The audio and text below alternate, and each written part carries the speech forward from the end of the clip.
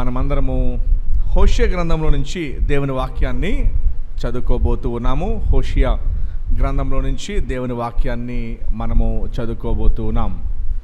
దయచేసి అందరూ కూడా మరి మీ యొక్క బైబిళ్లను ఓపెన్ చేయాల్సిందిగా నేను మనవి చేసుకుంటూ ఉన్నాను. ఈ హోషియా గ్రంథము చక్కగా దేని గురించి మాట్లాడుతుంది అంటే,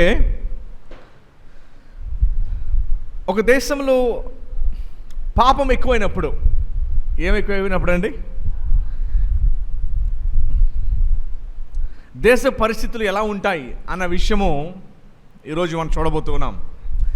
ఇశ్రాయేలు దేశం గురించి హోషియా గ్రంథము, ఇశ్రాయేలీలు మరి దేవుడు వారికి చక్కటి దేశాన్ని ఇచ్చాడు. ఆ దేశం పేరేంటంటే పాలు తేనెలు ప్రవహించే దేశం. వారిని చాలా దీవించాడు. వాస్తవానికి ఈ విషయం మనకే కాదు, ప్రపంచానికి తెలుసు. ఇశ్రాయేలీలు 1 కోటి జనాభా, యుద్ధాలు తట్టుకుంది, నష్టాలు తట్టుకుంది. బహుశా ప్రపంచంలో ఇన్ని సంవత్సరాలు, దాదాపు 2024 సెప్టెంబర్ 7వ తారీఖు ప్రారంభమైంది. ఈ సెప్టెంబర్కి 2 సంవత్సరాలు చుట్టుపక్కల ఉన్న దేశాలందరితో కూడా విపరీతమైన యుద్ధాన్ని ఎదుర్కొంటూ ఉంది. ఎవరు అంతకాలం యుద్ధం చేయలేరు. ఎందుకు అంటే ఆర్థిక స్తోమత సరిపోదు. ఏమండి, ఇప్పుడు కేసులు పడినాయి అనుకోండి, ఎంతకాలం తిరుగుతారు? అవుతుందా? డబ్బులు సరిపోతాయా? అలాంటిది దేవుడు వారికి ఉన్నతమైన స్థానాన్ని ఇస్తే ఇశ్రాయేలీయులు ఏం చేస్తారంటే ఆయన్ని విడిచిపెట్టేసి వారు విగ్రహారాధన పాపంలోనికి వారు వెళ్ళిపోయారు. గమనించండి, దేవుడికి ఒక విషయాన్ని తెలియజేస్తున్నాడు ఇక్కడ. ఏంటంటే ఆహారము కలుషితం అయిపోతుందని చెప్పాడు. ఏమని చెప్పాడండి? ఆహారము కలుషితం అయిపోతుందని చెప్పాడు. బహుశా ఈ యొక్క విషయాన్ని మన దేశ పరిస్థితులకు ఉంటే ఒకసారి చూద్దాం. మీకు విషయం తెలుసా, ప్రపంచం అంతా కూడా ప్రస్తుతము ఒక విషయం జరుగుతుంది, ఒక మూమెంట్ జరుగుతూ ఉంది. ఏంటి ప్రపంచం అంతా జరుగుతున్న మూమెంట్ ఏంటంటే, భారతీయులను ఎక్కడికక్కడికి వెనక్కి పంపేస్తున్నారు. ఏం చేస్తున్నారు? ఎక్కడికక్కడికి వెనక్కి పంపించేస్తున్నారు.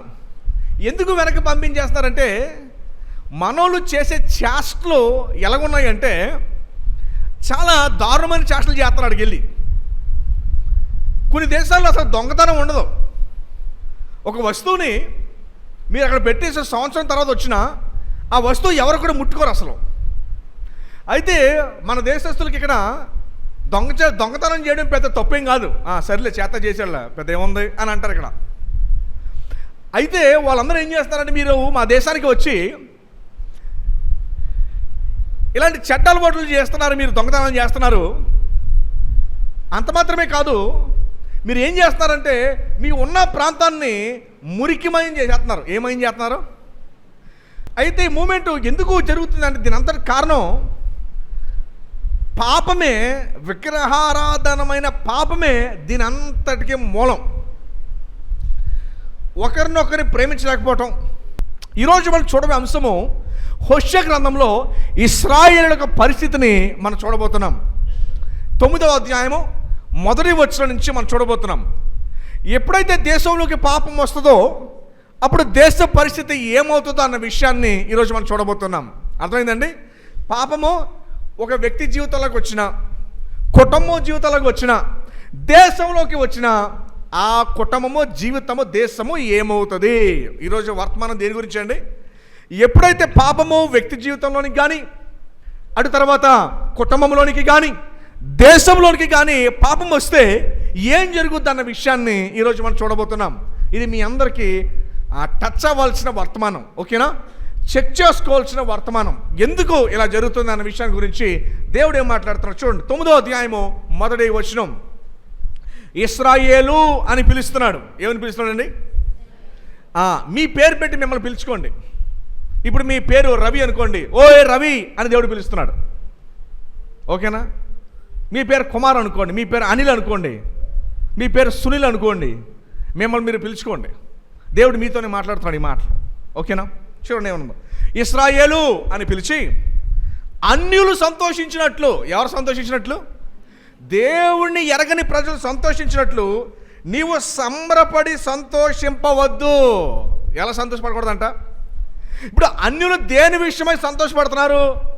తినటం, త్రాగటం, లోకం, దేవుడు భయము లేని తత్వం, ఎంజాయ్మెంటు, వీటి విషయమై అన్యులు ఎలాగైతే సంతోషపడుతున్నారో మీరు వారితో కూడా వారి యొక్క వ్యసనాలను చూసి సంతోషపడద్దు. మీకు అర్థమవుతుందండి? ఇక్కడేమన్నారు చూడండి, అన్యులు సంతోషించినట్లు నీవు సంబరపడి సంతోషింపవద్దు. నీవు నీ దేవుణ్ణి విసర్జించి వ్యభిచరించితివి. దేవుడు బైబిల్లో ఇచ్చిన మొట్టమొదటి ఆజ్ఞ ఏంటంటే, నీ దేవుడిని యెహోవాను నేను తప్ప వేరొక దేవుడు నీకు ఉండకూడదు. ఇది ఫస్ట్ ఆజ్ఞ. ఎన్నో ఆజ్ఞ ఇది? ఇటు మొట్టమొదటి ఆజ్ఞ. అయితే మనం ఏం చేసాము అంటే, దేవుణ్ణి సేవించకుండా, దేవుని యొక్క ఇంట్రెస్ట్లు, ఆశయాలు ముందు పెట్టకుండా మన గురించి మనము బ్రతికి, ఆనాడు హవ్వ పండు ఎందుకు తిన్నదంటే, పండు తింటే నేను కూడా దేవదూతలాగా దేవుడు సమానం అయిపోతానని నమ్మి, ఆ అబద్ధాలు నమ్మి ఏం చేసింది అంటే ఆ పండు తిని శాపాన్ని తెచ్చుకుంది. ఈనాడు మీరు గుర్తుపెట్టుకోవాల్సిన వర్తమానం ఏంటంటే, అన్యులు సంతోషించినట్లు నీవు సంబరపడి సంతోషింపవద్దు. అన్యులు వేటి బట్టి సంతోషిస్తారు? తాత్కాలికమైన సంతోషం. ఓ సిగరెట్, మందు, సినిమా, లేకపోతే వ్యసనం, కాసేపు బయట ఆకర్షణ. లోకంలో ఉన్నవారు దేన్ని బట్టి సంతోషిస్తారంటే తాత్కాలికమైన వాటికి బానిసైపోయి సంతోషిస్తున్నారు అన్యులు.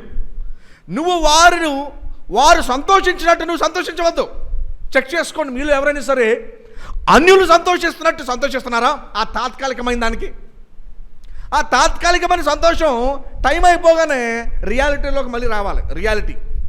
అయితే బైబిల్లో మనకు జ్ఞాపకం చేస్తున్న పాఠం ఏంటంటే చూడండి, అన్యులు సంతోషించినట్లు నీవు సంబరపడి సంతోషింపవద్దు. ఎప్పుడైతే అన్యుల్లాగా మనం సంతోషిస్తున్నామో నీవు నీ దేవుణ్ణి విడిచిపెట్టినట్టే. నీవు నీ దేవుణ్ణి విసర్జించి వ్యభిచరించితివి. వ్యభిచరించడం అంటే దేవుడు అంటున్నాడు, నేను నిన్ను కట్టుకున్నాను, నేను ఏం చేశాను? నేను నిన్ను కట్టుకున్నాను, కానీ నువ్వు నన్ను విడిచిపెట్టి నువ్వు వేరే వాటి వెనకాల పరిగెట్టావు. అన్యులు సంతోషం పడే విషయాలు సంతోషపడుతున్నావు. చాలామందికి అన్యుల వల్ల సంతోషపడాలి. గుర్తుపెట్టుకోండి, దేవుని కోసము నువ్వు కొన్ని విడిచిపెట్టేయాలి. దేవుని కొరకు మీరు కొన్ని విడిచిపెట్టేసేయాలి. అన్యులు దేని విషయమై సంతోషపడుతున్నారో వాటి విషయమై మీరు సంతోషపడక దేవుని విషయమై కొన్ని మీరు విడిచిపెట్టాలి. కొన్ని విషయాలు మీకు దేవునికి దూరం చేస్తున్నాయి, మీ సాక్ష్యాన్ని పాడు చేస్తున్నాయి, దేవునితో మీకున్న సంబంధాన్ని దూరం చేస్తున్నాయి. దేవుని విషయమై మీరు తక్షణమే వాటిని విడిచిపెట్టాలి. గుర్తుపెట్టుకోండి, వాక్యం ఏం చెప్తుందంటే, ఒక వ్యక్తికి కానీ కుటుంబానికి కానీ దేశానికి కానీ నష్టం ఎప్పుడు వస్తుందంటే వారు దేవుని విడిచిపెట్టినప్పుడు నష్టం వస్తుంది. దయచేసి గమనించాల్సిన విషయం ఏంటంటే, ఎప్పుడైతే ఒక పాపము దేశంలోకి వస్తుందో ఏం జరుగుతుందన్న విషయాన్ని మనం చూడబోతున్నాం. ఈరోజు చాలా విషయాలు వీటిని గ్రహించకుండానే మనం వెళ్ళిపోతూ ఉన్నాం, కానీ దేవుని వాక్యం బయటపడుతుంది. ఓకే, ఫస్ట్ విషయం ఏంటి? అన్యులు సంతోషించినట్టు సంతోషించవద్దు. అన్యులు వేటి విషయమై సంతోషిస్తారు? చెప్పాను కదా, వ్యసనాలు. ఫస్ట్ ఏంటి? వ్యసనాలు. అన్యులకి, యవనస్తులకి వ్యసనాలు కావాలి లోకంలో ఉన్న వారికి. ఓకేనా? ఈ వ్యసనాలు ఏం చేస్తాయంటే తాత్కాలికమైన సంతోషం, ఆ వ్యసనం అయిపోగానే ఇంకా దిగజారిపోతాం మనం. సో అన్యులు సంతోషపడక నీవు నీ దేవుణ్ణి విసర్జించి వ్యభిచరించేదివి. ఇప్పుడు చూడండి ఏమంటున్నాడు, నీ కళ్ళములన్నిటి మీదనున్న ధాన్యమును బట్టి నీవు పడుపు కూలిని ఆశించితివి. చూడండి అన్నాడు, కళ్ళములు కానీ గానుగులు కానీ వారికి ఆహారము నీయవు, కొత్త ద్రాక్షారసము లేకపోవును. దయచేసి గమనించండి, ఇక్కడ దేవుడు మీ అందరితో ఏం మాట్లాడుతాడంటే, మరి ముఖ్యంగా ఎప్పుడైతే వ్యక్తి జీవితంలో కానీ కుటుంబంలో కానీ దేశంలో కానీ పాపం ఎప్పుడైతే ఎంటర్ అవుతుందో దేశానికి వచ్చే ఫస్ట్ విషయం ఏంటంటే కరువు మొదలైపోతుంది. కరువు స్టార్ట్ అయిపోతుంది. కరువు అంటే ఏంటి? తినడానికి, కట్టుకోవడానికి, ఉండడానికి లేకపోవటము. ఎప్పుడైతే పాపము ఎంటర్ అవుతుందో ఫస్ట్ తినడానికి, ఉండడానికి, కప్పుకోవడానికి కరువు వచ్చేస్తుంది. కాబట్టి చూడండి, దేవుని భయభక్తులు లేని ఏ దేశమైనా సరే కరువులోనికి నెట్టబడుతూ ఉన్నది. కరువు అంటే ఏంటి? రేట్లు పెరిగిపోవడం. కరువు అంటే ఏంటి? రేట్లు పెరిగిపోవడం. మన దేశంలో ఇప్పుడు అందరూ ఏమున్నారు, టీవీల్లో దేశం మొత్తం మీద ఏమున్నారంటే రేట్లు పెరిగిపోయి అన్నీ కూడాను ఏది కొనాలన్నా నిత్యావసర సరుకులన్నీ ఏమైపోయినాయి, అందుబాటులో లేక రేట్లు పెరిగిపోయి ఆరోగ్యకరమైన ఆహారం తినలేక సర్దుకుపోతున్నారు. ఏదో ఒకటి. దయచేసి గమనించండి. ఎప్పుడైతే దేశము, కుటుంబము, ఒక వ్యక్తి, ఈవెన్ మీ జీవితంలో కూడా ఎందుకు మనకి రావాల్సిన రాబడి, సంపద, రావాల్సిన దీవెనలు ఎందుకు ఆగిపోతున్నాయి అంటే ఎప్పుడైతే పాపం ఎంటర్ అవుతుందో దేవుని యొక్క దీవెనలు మనం చూడలేక దేవుడు అంటున్నాడు, కళ్ళెములు కానీ గానుగులు కానీ, జనరల్గా గానుగులు ఏముంటాయి? గానుగులో నూనె ఉంటుంది, గానుగుల్లో ద్రాక్షారసం ఉంటుంది. వింటున్నారమ్మా? బాగా ఆలకించండి. మీరు పరీక్షించుకోవాల్సింది ఏంటంటే, దేవా, నేను కరువును చూడడానికి గల కారణం ఏంటి? నాకు కొరతను చూడడానికి కారణం ఏంటి? నేను నష్టాన్ని చూడడానికి కారణం ఏంటి? నేను కష్టాలు మాత్రమే ఎదుర్కోవడానికి కారణం ఏంటి? సమృద్ధి గల జీవితాన్ని నేను ఎందుకు చూడలేకపోతున్నాను? దేవుని వాక్యం చెబుతుంది, కళ్ళెము కానీ అంటే ఏంటి?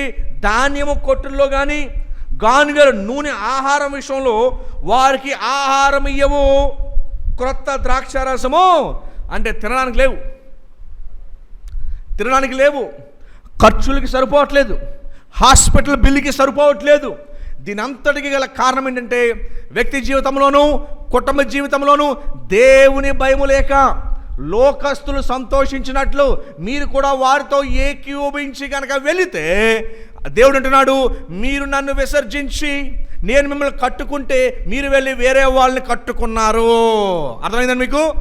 నేను మిమ్మల్ని కట్టుకుంటుంటే, దగ్గర చేసుకుంటుంటే, మీరేమో వేరే వాళ్ళని కట్టుకుంటున్నారు, వేరే వాటిని ప్రేమిస్తున్నారు, నన్ను విడిచిపెట్టేశారు మీరు.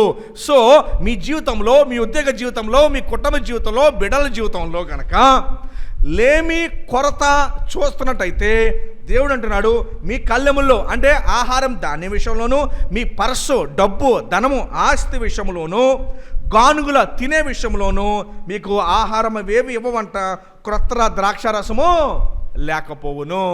ఈ మధ్యన టీచర్లు అందరూ అంటున్నారు, ఏమంటున్నారు? మాకు ఇంక్రిమెంట్లు లేవండి, దాదాపు 6-7 సంవత్సరాల నుంచి ఇంక్రిమెంట్లు లేవు. అలాగే ఎంప్లాయీస్ అందరూ, నిరుద్యోగులు అందరూ ఏమంటున్నారంటే మన దేశంలో ఉద్యోగాలు లేవు.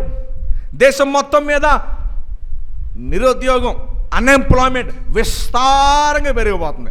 పీజీలు చదువుతున్నారు, ఎంబీఏలు చదువుతున్నారు, ఎంకామ్లు చదువుతున్నారు, ఎంసీఏలు చదువుతున్నారు.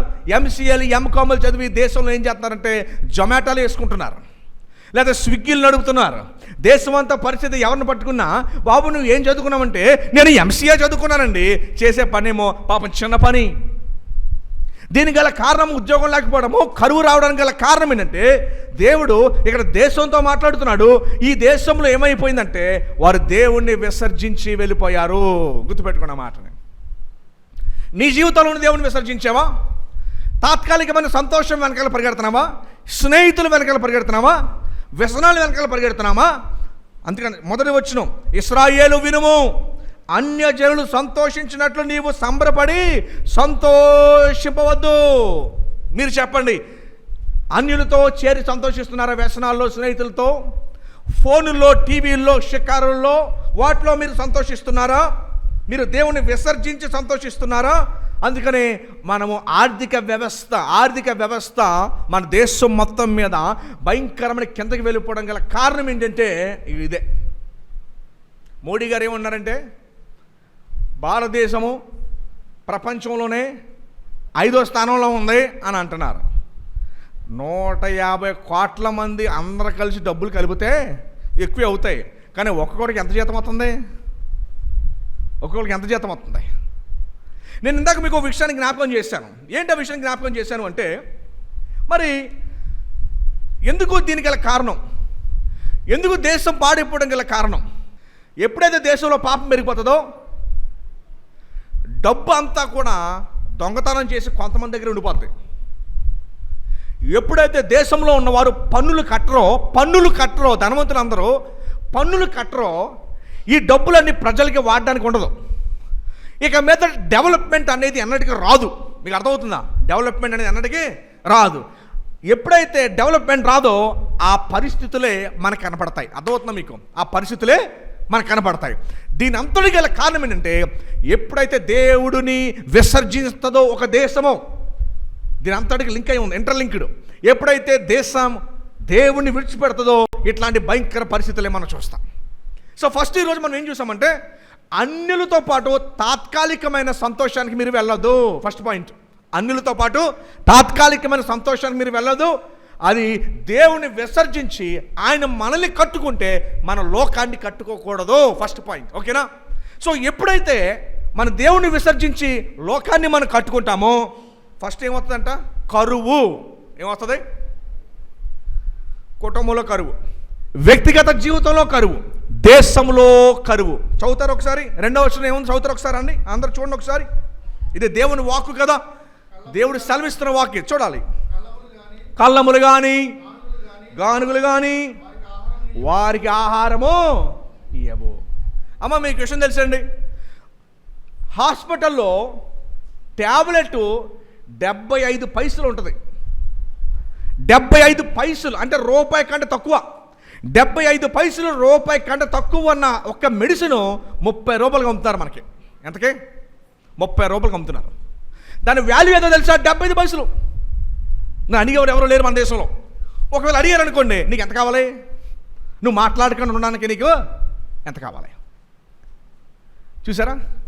అప్పుడు పేదవాడిని చాలా కుటుంబాలు దర్శించినప్పుడు, ఏమో మందులు కొనుక్కోలేదంటే, మందులు కొనుక్కొని డబ్బులు లేవంటే ఒక వారం వాడి ఆపేశానండి. అరే 75 పైసలకి దొరకాల్సిన మందులు 30 రూపాయలకి దొరుకుతున్నాయంటే దానికి కారణం ఏంటంటే, ఇదిగో మానవుని యొక్క పాపమే, దేశంలో ఉన్న పాపమే దీని అంతటి కారణం. నేను ఆశ్చర్యపడుతూ ఉంటాను. చుట్టుపక్కల దేశాల్లో పెట్రోల్ 50 రూపాయలు. ఎంత? మన దేశంలో పెట్రోల్ ఎంత? కానీ గూగుల్ చేయండి. చుట్టుపక్కల దేశాల్లో పెట్రోల్ ఎంత గూగుల్ చేయండి ఒకసారి, మీకు వచ్చేస్తుంది. మన దేశంలో పెట్రోల్ ఎంత తెలుసా? 120 రూపాయలు దగ్గర. తెలుసా మీకు? దయచేసి గమనించాల్సిన విషయం ఏంటంటే, దేశం పాపం చేస్తే కరువు వచ్చేస్తుంది. ఏమొచ్చేస్తుంది?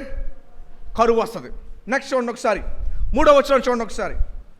ఎఫ్రాయిమీలు ఐగుప్తునకు మరలుదురు, అష్షూరు దేశము వారు అపవిత్రమైన వాటిని తిందురు, యెహోవా దేశంలో వారు నివసింపకూడదు. అమ్మ ఫస్ట్ పాయింట్ చెప్పాను, పాపం వల్ల కరువు వస్తుంది. 2, పాపం వల్ల ఏం జరుగుతుందంటే, దేశంలో నుంచి ఎప్పుడు ఎస్కేప్ అవుతానని చూస్తారు. ఏం చూస్తారు? దేశంలో నుంచి ఎప్పుడు ఎస్కేప్ అవుదామని చూస్తారు. భారతదేశము ఫస్ట్ ర్యాంక్లో ఉంది. ఏ విషయం తెలుసా?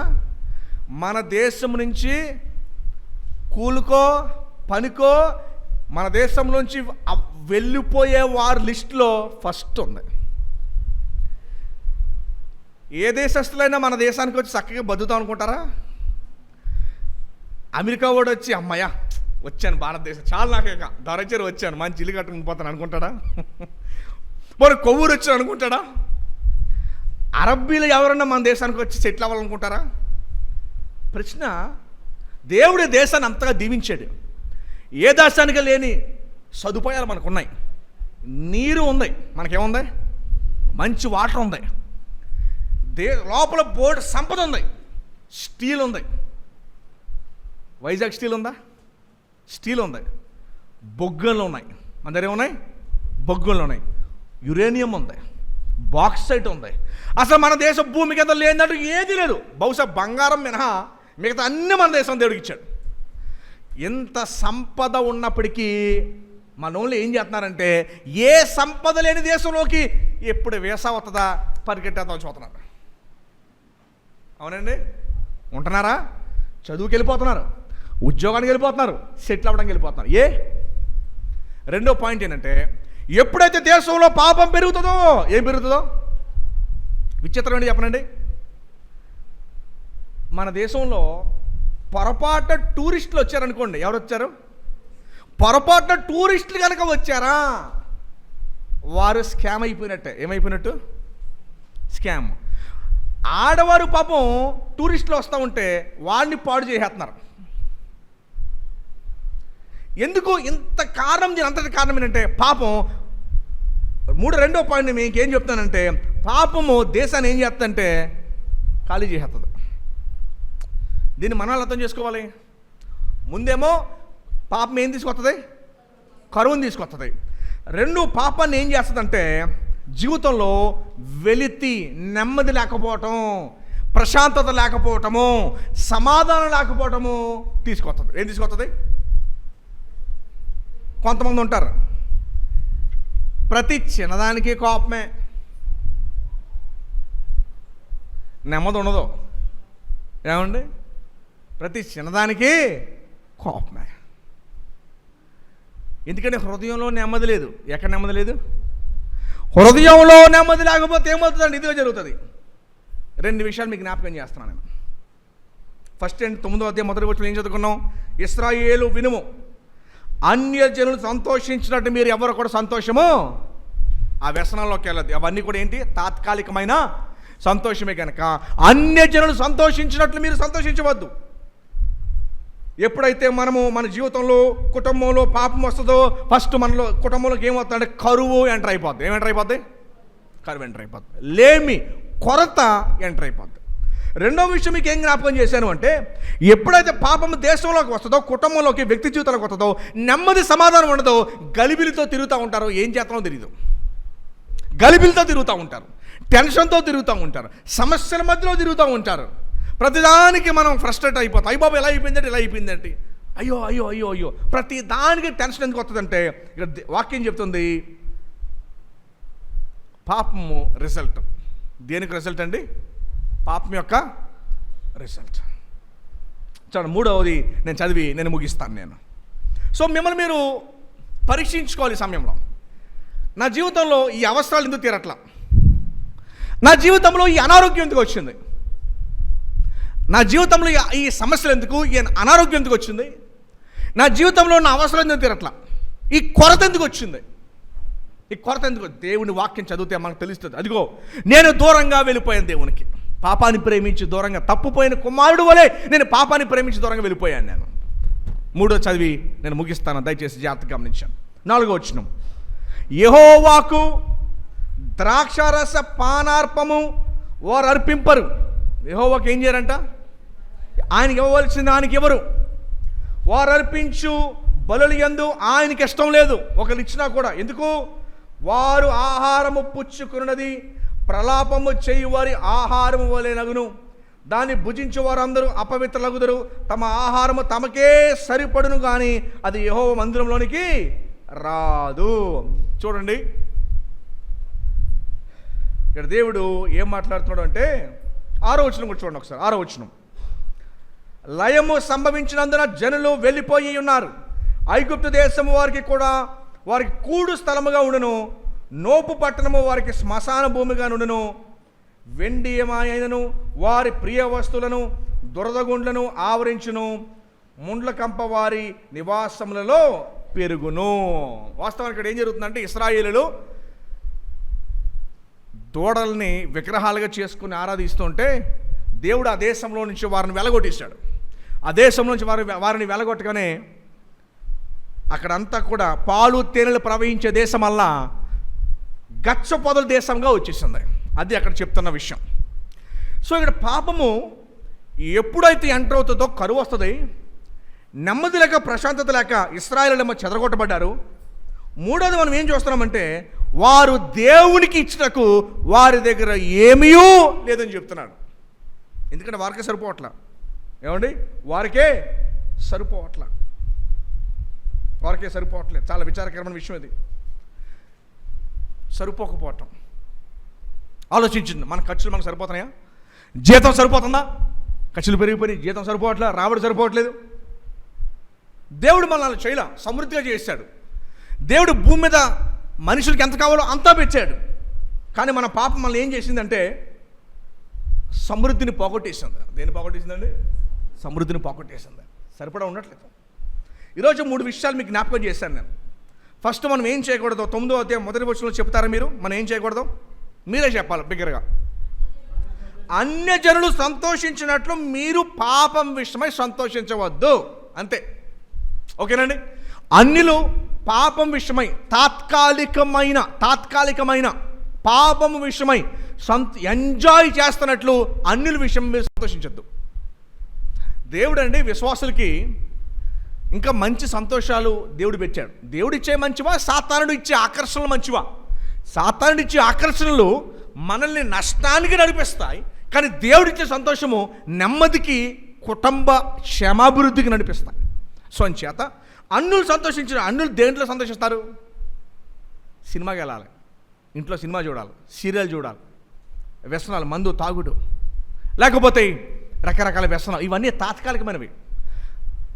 అది అయిపోగానే రియాలిటీలోకి వస్తాం, వాస్తవికంలోనికి వస్తాం. సో అన్యులు సంతోషించినట్టు మీరు సంతోషించద్దు. మిమ్మల్ని మీరు పరీక్షించుకోండి, నేను ఏ విషయంలో సంతోషిస్తున్నా. కొంతమంది తిండంటే ఇష్టం, కొంతమందికి ఎక్కువసేపు నిద్రపోవడం అంటే ఇష్టం, కొంతమంది ఏ పని చేయకుండా ఖాళీ కూర్చోవడం అంటే ఇష్టం. దేవుడు వీటన్నింటి వద్దంటున్నాడు. ఎంత తినాలో, ఎంత నిద్రపోవాలో కష్టపడి బతకం అంటున్నాడు, కష్టపడి పని చేయమంటున్నాడు. అన్యులు సంతోషించినట్లు మనం సంతోషించకూడదు. అన్యులు తాత్కాలికమైన వాటి బట్టి సంతోషిస్తారు, దేవునికి ఇష్టం లేని వాటిపై సంతోషిస్తున్నారు. కొంతమందికి బూతు మాట్లాడటం ఇష్టం, కొంతమంది సరసోక్తులు ఆడటం ఇష్టం, వెటకారాలు ఆడటం ఇష్టం. అన్యులు సంతోషించినట్టు మీరు సంతోషించొద్దు. ఎందుకంటే నేను మిమ్మల్ని నాదానిగా నేను చేసుకున్నాను దేవుడు చెప్తూ ఉన్నాడు అని చేత. సో పాపము వస్తే కుటుంబంలోకి, వ్యక్తి జీవితంలోనికి, దేశంలోనికి ఏమొస్తుంది? కరువు వస్తుంది. మీకు అర్థమైందండి? కరువు ఒకేసారి రాదు, జాయిగా వస్తుంది. మీకు తెలియకుండా ఉండడానికి సాతానుడు జాగ్రత్తగా ఏం చేస్తానంటే స్టెప్ బై స్టెప్ కరువుని తీసుకొస్తాడు. మీకు అర్థమైందండి? అది తెలిసేలోగా అయ్యి బాబు ఎలాగైపోయింది ఏంటి అని గ్రహించే లోపే నష్టాన్ని చూస్తాం మనం. సో చేత పాపము కరువుని తీసుకొస్తుంది. రెండు, పాపము దేన్ని తీసుకొస్తుంది? నెమ్మది లేకపోవటాన్ని తీసుకొస్తుంది. గలిబిలి చెప్పాను కదా, ప్రతిదానికి కోపడిపోతాం, ప్రతిదానికి ఫ్రస్ట్రేట్ అయిపోతాం, ప్రతిదానికి భయపడిపోతాము, కంగారు పడిపోతాము. పాపము మన జీవితంలో ఏం తీసుకొస్తుంది అంటే నెమ్మదిని తీసివేస్తుంది. దేన్ని తీసేస్తుంది? నెమ్మదిని తీసేస్తుంది. అప్పులు పెరిగిపోతాయి, అప్పుల మీదకి వచ్చేస్తూ ఉంటారు, ఏం చేయాలో తెలీదు. దేవుడు మనం సమృద్ధిగా చేసాడు, మనల్ని ఇలా నష్టాల్లో ఉండేటట్టు దేవుడు మనం చేయలేం. మూడో విషయం మీకు ఏం జ్ఞాపకం చేసి చెప్తారండి? మూడో విషయం ఏం చూసాం మనం? చూడండి, మూడో విషయం 6వ వచనం చదివాం మనం. ఏం చదివాం 6వ వచనంలో? లయము సంభవించినందున జనులు వెళ్ళిపోయి ఉన్నారు, ఐగుప్తు దేశము వారి కూడు స్థలముగా ఉన్ను. ఇంకో మాట చెప్పాలంటే 4వ వచనంలో ఉంది, అసలు దేవునికి ఇవ్వడానికి వారి దగ్గర ఏమి లేవంట. పాపం ఏం చేస్తుంది? పాపం ఏం చేస్తుందంటే దేవునికి ఇవ్వడానికి వారి దగ్గర ఏమీ లేకుండా చేసిందంట పాపం. చూసారా ఎంత దారుణమో? దేవునికి ఇవ్వడానికి వారి దగ్గర 5వ వచనం చూడండి, నియామక దినములలోను యెహోవా పండుగ దినములలోను మీరు ఏమి చేతురు? పై వచనం అంటున్నాడు, తమ ఆహారము తమకే సరిపడను కానీ అది యెహోవా మందిరములోనికి రాదు. దేవునికి ఇవ్వడం మన భాగ్యం, దేవుని సన్నిధికి తీసుకురావడం మన సంతోషం, మన ఆనందం. దేవా ఇదిగో నా కృతజ్ఞత కానుక, నా కృతజ్ఞతగా ఇదిగో నేను నీకు ఇస్తూ ఉన్నాను నేను. అది దేవునికి ఇవ్వటం మన గొప్ప భాగ్యం. అది అయితే పాపం ఏం చేస్తుందంటే దేవునికి తిరిగి ఇవ్వలేకుండా మనం చేస్తుంట. మీకు అర్థమైందండి? పాపం ఏం చేస్తుంది? ఏం చేస్తుంది పాపం? కరువు ఇస్తుంది, నెమ్మది తీసేస్తుంది. మూడోది ఏం చేస్తుంది? దేవునికి ఇవ్వలేనివ్వకుండా చేసేస్తుంది. కయ్యను ఏబేలు ఉన్నాడా? తమ్ముడు ఏబేలు దేవునికి చక్కటి తీసుకొచ్చాడు, మంచి బలిపశువుని తీసుకొచ్చాడు. అన్న కయ్యను తన హృదయం చెడుదు కనుక ఏం చేశాడంటే మిగిలిపోయిన కూరగాయలు తీసుకొచ్చాడు,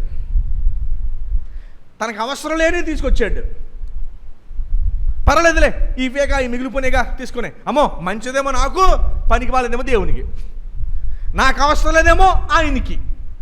దయచేసి గమనించండి. మూడో విషయం ఏంటంటే పాపము మనల్ని ఎంతగా నాశనం చేస్తుందంటే, ఇశ్రాయేలుని ఎలా నాశనం చేసిందంటే కరువు ఇచ్చింది, దేశంలోంచి వెళ్ళగొట్టింది. మూడోది అసలు దేవునికి ఏమి ఇవ్వలేనివ్వకుండా చేసేసింది. ఈ వచనం చదివి నేను ముగిస్తాను. 1 యోహాను 1వ అధ్యాయం. ఈ వచనాన్ని పరిష్కార వచనంగా దీన్ని మనం చదువుకుందాం. చూడండి ఏమని రాస్తున్నాడో. ఆగండి. ఇప్పుడు మనం ఇప్పటిదాకా ఏం చూసాం? పాపము 3 తీసుకొచ్చింది. ఏం తీసుకొచ్చింది? పాపం అంటే ఏంటి? అన్యులు సంతోషించినట్లు మనము క్లియర్ అన్నది. అన్యులు తాత్కాలికమైన విషయమై పాపం విషయమై సంతోషిస్తారు. అలా వద్దు. దేవుడు మనకి ఇచ్చిన సంతోషాలు బట్టి మనం సంతోషిద్దాం. ఇవి వద్దు. ఇవి మన నాశనం చేస్తాయి. ఇవి ఏం చేస్తాయి? నాశనం చేస్తాయి. పైకి సంతోషంగా ఉంటాయి, పైకి అన్నీ బాగుంటాయి, లోపలికి వెళ్తే మొత్తం కూరెత్త లోపలికి. ఓకేనండి. సో పాపము ఎప్పుడైతే అందులోకి వెళ్తామో 3 నష్టాలు చూస్తాం. మొదటిది ఏంటి? కరువు వస్తుంది. కుటుంబంలో ఏమవుతుంది? కరువు వస్తుంది. రెండోది ఏమొస్తుంది? సమాధానం, నెమ్మది లేకపోవడం, ప్రతిదానికి కోపం తెచ్చేసుకోవడం, ప్రతిదానికి గందరగోళం, ప్రతిదానికి భయమే. అమ్మో భవిష్యత్తు మీద మరింత భయము, ఇది వచ్చేస్తుంది. మూడోది ఏంటి? పాపం ఏం చేస్తుంది? అసలు దేవునికి ఏమి ఇవ్వలేని స్థితిలోకి వచ్చేస్తాం మనం. దేవా నీకు ఇవ్వడానికి ఏమి లేదయ్యా, అంతా నేనే తినేస్తున్నాను, నాకే సరిపోట్లా. దేవునికి ఎప్పుడు ఇవ్వగలం? మనకు సమృద్ధి ఉంటే ఇవ్వగలం. అర్థమైందా? 3 విషయాలు. మరి కరువు ఉండకూడదంటే, సమృద్ధిలోకి రావాలి అంటే, దేవునికి ఇచ్చే స్థితిలోకి రావాలంటే ఎక్కడుందో పరిష్కారం? ఇది మనకే కాదు, మన కుటుంబానికి, మన దేశానికి కూడా. మన కుటుంబానికి, మన దేశానికి కూడా. ఏమండి, నిజంగా మన భారతీయులు ప్రభువుని పక్కన పెట్టేశారు. ఏ కారణం చేత పక్కన పెట్టేశారో సాతాను పక్కన లాగేశాడు. మన దేశం కనుక నిజంగా ప్రభువుని కనుక నమ్ముకుని ఉంటే మనం బహుశా మన దేశం పేదరికం ఉండేది కాదు. అసలు మన దేశం అప్పుల్లో ఉండేది కాదు, సమృద్ధిలో మన దేశం ఉండేది. చిన్న చిన్న దేశాలు అభివృద్ధి చెందుతున్నాయి. దేశం అభివృద్ధి చెందడం అంటే ఏంటి? దేశంలో ఉన్న కుటుంబాలన్నీ అభివృద్ధి చెందడం. మన దేశంలో చూడండి, 3 స్టేర్లు బిల్డింగ్ ఉంటుంది, పక్కనే ఒక చిన్న పెంకుటిల్లు ఉంటుంది. ఒక పెద్ద బిల్డింగ్ ఉంటుంది, పక్కనే చిన్న పాక ఉంటుంది. ఓ పెద్ద బిల్డింగ్ ఉంటుంది. కొవ్వూరు వెళ్ళండి, ఏం కనపడతాయి మీకు? రాజమండ్రి వెళ్ళండి, మీకు ఏం కనపడతాయి? పెద్ద బిల్డింగు పక్కన. నేను మిమ్మల్ని ఒక మాట బాగా ఆలకించాను. ఐరోపా ఖండం వెళ్ళండి. ఏ ఖండం? ఐరోపా ఖండం వెళ్ళండి. అన్ని ఇళ్ళు అంటే సమానంగా ఉంటాయి. అలాగా నేను చూశాను. నేను ఐరోపా ఖండంలో నేను చూసిందంటే తెలుసా, అమెరికా దేశంలో ఇల్లులని ఎలా ఉంటాయి? ఏముండవు, అన్ని సమానంగా ఉంటాయి. మొత్తం దేశం అంతా కూడా విచిత్రంగా ఉంటుంది. ఎటురా బాబు అందరూ ఒకేలాగా ఉంటారని పెద్ద నాకు. అందరూ ఏమన్నా అన్నతమ్ముళ్ళు ఏంటి? ఇప్పుడు అన్నతమ్ములు ఏం చేస్తారు? ఇల్లు ఒకేలాగా కట్టేసుకుంటారు. మా కొవ్వూరు వీధిలో 2 ఇళ్ళు ఉన్నాయి. 2 ఇళ్ళకి మధ్యలో గోడ లేదు. ఓకే, 2 ఇళ్ళు ఒకేలాగా ఉన్నాయి. అన్నదమ్ములు. అలాగే దేశమంతా అలాగే ఉంది. దేశమంతా అలాగే ఉంది. అయితే సాతానుడు మన దేశాన్ని ఏం చేశాడంటే, ఈడు మనోడు, ఆడు వేరే కులస్తుడు, ఆడు మనోడు కాడు, ఈడు ఆడు కాదు, మొత్తం అందరిని ఏం చేశాడంటే కొట్టుకుని సచ్చేలా చేశాడు. రాజకీయాలు అలాగే ఉన్నాయి. వాళ్ళు మనం బాగు చేయట్లేదు. ఈడు మావాడు కాబట్టి నా ఆడికి ఓటేస్తాడు, ఈడు నా వాడు కాబట్టి నా ఆడికి ఓటేస్తాడు. ఆడని ముంచేస్తాడు. ఎవడు ముంచేస్తాడు? బయటోడు ముంచడం. ఎవడు ముంచేస్తాడు? ఆడే ముంచాడు, బయట ముంచక్కల. సో ఎప్పుడైతే పాపం ఎంటర్ అయిపోయిందో మనుషుల్లో వేరు వచ్చేసింది, ఎదుగుదల చూడలేకపోతున్నాం. నేను మీకు చెప్పే సత్యం ఇది చాలా లోతైంది, మీరు అందరూ గ్రహించాలని కోరుకుంటున్నాను. నేను పాపం 3 తీసుకొస్తుంది. 1, 2, 3 ఏమి? వ్యక్తి, కుటుంబం, దేశం, ఇదే పరిస్థితి. అయితే మీకు పరిష్కారం వచ్చినాను ఇస్తున్నాను నేను. చివరికి ఇదే మెయిన్ మీకు. దేవా నిజమే ఇలాగే ఉంది, కానీ పరిష్కారం కావాలి. ఒకసారి చూడండి 9వ వచనం. అందరూ చూస్తున్నారండి? దయచేసి అందరూ చూడండి. మీకోసమే వచ్చినాం, ఎవరి కోసం కాదు. మీరు వినకపోవడానికి. మన పాపములను, నేను చదువుతున్నాను, మనము ఒప్పుకొనిన ఎడల, మన పాపములను మనం ఒప్పుకొనిన ఎడల ఆయన నమ్మదగిన వాడును నీతిమంతుడును గనుక ఆయన మన పాపములను క్షమించి సమస్త దుర్నీతి నుండి మనలను పవిత్రులుగా చెయ్యును. ఇది సొల్యూషను. ఇంకా ఏముందో చూడండి. మనము పాపము చేయలేదని ఒప్పుకొని నెడల, చేయలేదు అని కనుక మనం చెప్పుకుంటే ఆయనను అబద్ధికునిగా చేయువారు మగుదము, మరియు ఆయన వాక్యము మనలో, అంటే ఆయన సత్యము మనలో ఉండదు అని చెప్తున్నాడు. సో వ్యక్తిగత జీవితము, కుటుంబము, అలానే దేశము, ఈ 3 కూడా మారాలి అంటే మనం ఏం చేయాలి? ఒకసారి అందరూ నాన్నగారు చెప్తారా?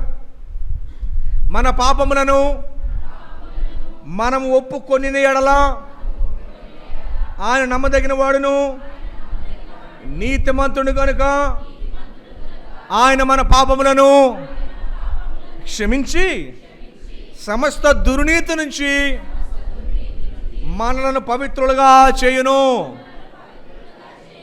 మనము పాపము చేయలేదని ఒప్పుకొని ఎడల ఆయనను అబద్ధికునిగా చేయువారు మగుదము, మరియు ఆయన వాక్యము మనలో ఉండదు.